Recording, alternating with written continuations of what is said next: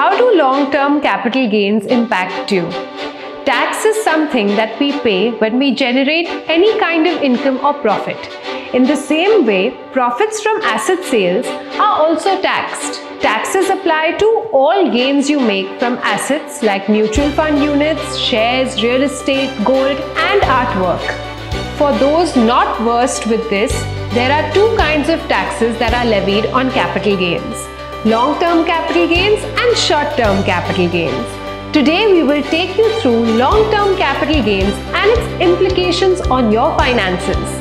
To begin with, let's take a look at what long-term capital gains tax or LTCG is.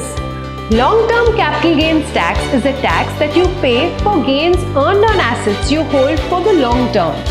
Stocks and equity-oriented mutual funds held for more than a year are subject to long-term capital gains tax.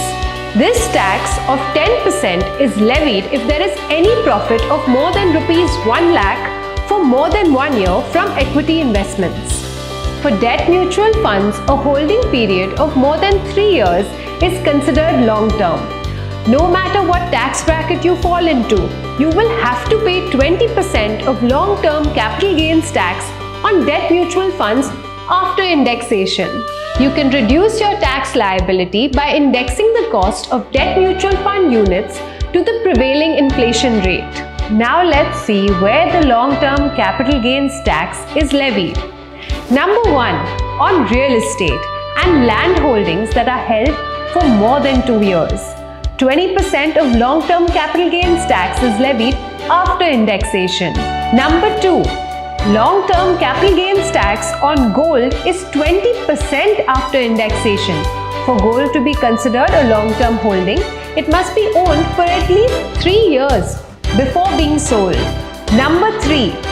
Long-term capital gains tax is levied on other movable assets such as paintings, art, and even cars if held for more than 3 years, and the rate is 20% after indexation. Finances are always affected by taxation. Let's look at the implications of long-term capital gains on finances. This tax can impact you if you sell any capital asset and earn a profit on those. You are exempt from taxes if you receive an inheritance. Inheriting property, gold, or any other capital asset from a relative does not require you to pay tax. However, selling inherited assets does require you to pay long-term capital gains tax. It is possible to avoid this tax to save on your finances. For long-term capital gains on the sale of property, land, or any other immovable asset, you can reinvest the gains in another immovable property or certain government bonds.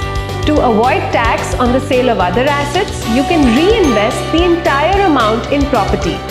But you cannot invest only the gains. You need to reinvest the entire sale amount.